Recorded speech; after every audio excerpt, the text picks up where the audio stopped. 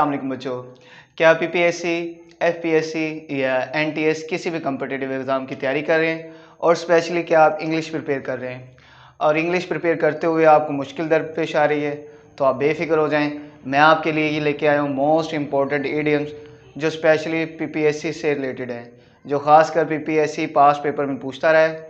और मैंने कोशिश की है कि उसी डोमेन के अंदर रहते हुए आपके लिए मैक्सिमम वर्ड जितने भी हो सकते हैं इडियम्स के, जो भी पीएससी आपसे वन पेपर में पूछ सकता है, आपके साथ शेयर किए जाएं। तो अगर आपने अभी तक मेरा चैनल सब्सक्राइब नहीं किया तो ज़रूर शेयर कर लें और साथ ही बेल आइकन को भी प्रेस कर लें, ताकि आपको आते हुए तमाम लेक्चर्स, नेक्स्ट जितने भी लेक्चर मैं अपलोड करूँगा वो टाइम टू टाइम आपको मिलते रहें।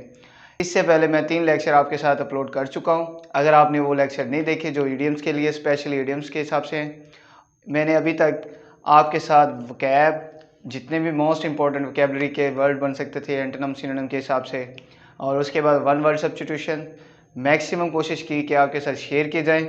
और अब मैं लेके आया हूँ आपके लिए ख़ासकर idioms.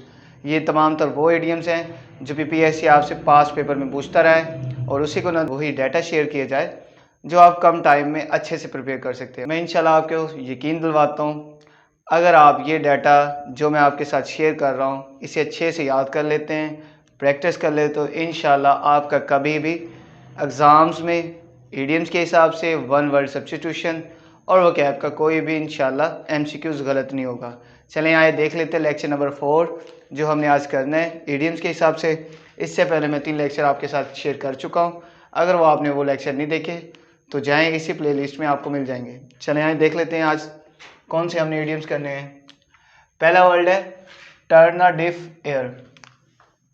Turn a diff air यानी कि इसका मतलब होता है कि आप बहरे बन जाओ, यानी कि आपने कोई बात सुनी नहीं है, इग्नोर करने के लिए इस्तेमाल होता है। ये इडियम्स आपको वर्ड पढ़ के ही पता चलता है। टर्न करना, टर्न अ डिफ एयर यानी कि बहरे बन जाना, यानी कि कोई बात आपको कोई कहता है आप उसे इग्नोर करते हो, तो उसके लिए जो हम इडियम्स इस्तेमाल करते हैं वो क्या होता है, टर्न अ डिफ एयर। तो इसका मीनिंग क्या होता है, इग्नोर करना, व्हाट वन सेज, किसी की बात को इग्नोर करना। उसके लिए जो इडियम्स इस्तेमाल होता है वो क्या होता है, टर्न अ डिफ एयर। इसी तरह आ क्लोज शेव। क्लोज शेव का मतलब होता है नैरो स्ट्रिप। नैरो स्ट्रिप बहुत तंग चीज़ को कहते हैं, यानी कि करीब करीब समझ सकते हो, नैरो स्ट्रिप, ठीक है ना। इसी तरह turn over a new leaf, ये तब इस्तेमाल होता है जब कोई बंदा अपनी पुरानी आदत छोड़ के नई को चेंज करता है, और नई को इसलिए चेंज करता है या नई की तरफ इसलिए जाता है ताकि जो पुरानी वाले से उसे बेनिफिट हासिल नहीं हो रहे थे वो अब हासिल हो सकते हैं। तो इसका क्या मतलब होता है, turn over a new leaf का मतलब होता है चेंज करना आप पुरानी हैबिट को नई हैबिट के साथ, या पुराने कामों को छोड़ के, गलत कामों को छोड़ के अच्छे की तरफ चलने को भी हम कहते हैं, ठीक है ना। Change for the better life, यानी कि आपने जो पहले कर रहे थे उसे चेंज करके आप नेक्स्ट कोई स्टेप लेते हो, तो उसके लिए ये इडियम्स इस्तेमाल होता है। इसी तरह make a once mind. Once mind का मतलब होता है, ये इडियम्स तब इस्तेमाल होता है जब आप किसी चीज़ के बारे में माइंड बना लेते हो, डिसाइड कर लेते हो कि भाई अब मैंने ये करना है या ये नहीं करना, तो उसके लिए जो इडियम्स इस्तेमाल होता है वो क्या होता है, मेक अ वंस माइंड। इसी तरह in the long run. In the long run का मतलब होता है इवेंचुअली, आखिरकार, यानी कि जब आप कोई मद्देनज़र रखते हुए किसी चीज़ को या किसी चीज़ को देखते हुए आप किसी के कंक्लूजन निकाल लेते हो, किसी कंक्लूजन पे पहुंच जाते हो, उसके लिए जो इडियम्स इस्तेमाल होता है उसे क्या कहते हैं, in the long run, eventually, आखिरकार। क्या मतलब होता है इसका, आखिरकार। लिख लेते हैं।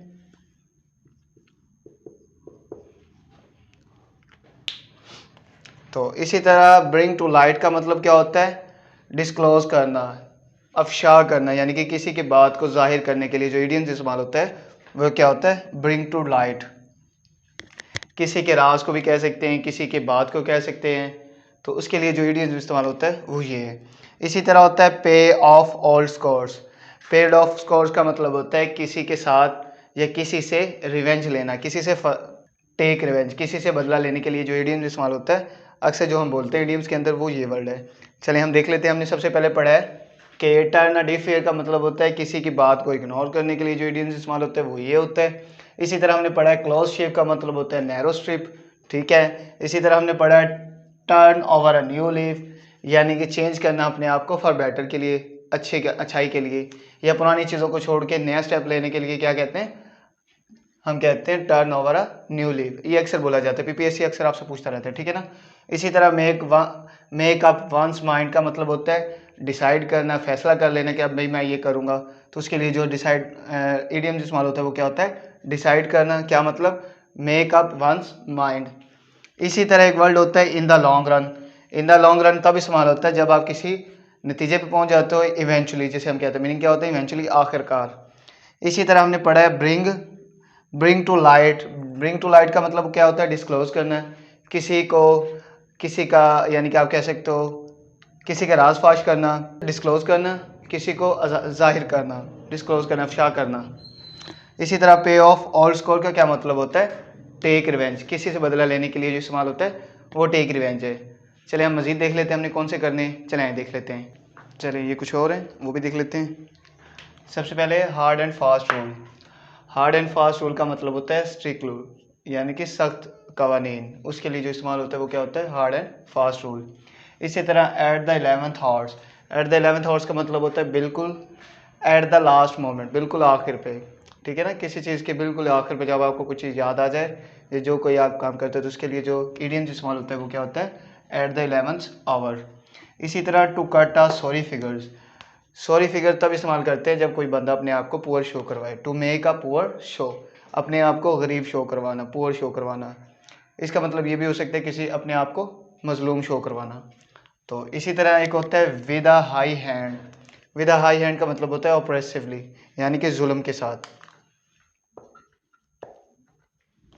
ठीक है ना। इसका क्या मतलब है, विद अ हाई हैंड का मतलब होता है ऑप्रेसिवली, जुल्म से। इसी तरह एक होता है बर्न वंस फिंगर, अपनी फिंगर जलाना। इसका क्या मतलब होता है, किसी अपने आप को परेशानी में डालना किसी दूसरे के मामलात में पड़ के। Get into trouble by interfering in others affair, यानी कि किसी दूसरे के मामलात में फंस के अपने आप को मुश्किल में डालने के लिए जो इडियम्स इस्तेमाल होता है वो क्या होता है, बर्न वंस फिंगर। इसी तरह क्या होता है, लाव वंस हैंड ऑफ। इसका मतलब होता है लाव हार्टली, यानी कि दिल से खुश होना, बहुत ज़्यादा खुश होने के लिए इस्तेमाल होता है लाव हार्टली। इसी तरह एक वर्ड होता है अबव बोर्ड। अबव बोर्ड का मतलब होता है होनेस्ट एंड ओपन, जो बंदा होनेस्ट हो यानी कोई ईमानदार हो और अच्छा हो उसके लिए इस्तेमाल होता है। चले हम देख लेते हैं, हमने पढ़ा है हार्ड एंड फास्ट रूल किसके लिए इस्तेमाल होता है, स्ट्रिक्ट रूल्स के लिए, सख्त कवानीन के लिए इस्तेमाल होता है।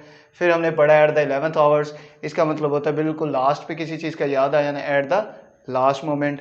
इसी तरह हमने पढ़ा है to cut a sorry figures, इसका क्या मतलब होता है, अपने आप को मजलूम शो करवाना, अपने आप को फ़कीर शो करवाना या अपने आप को गरीब शो करवाना।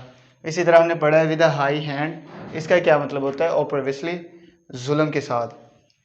इसी तरह हमने पढ़ा है बर्न वंस फिंगर, इसका मतलब होता है कि गेट इनटू ट्रबल, अपने आप को मुश्किल में डालना, बाय इंटरफेयरिंग अदर्स मामलात के अंदर, ठीक है ना।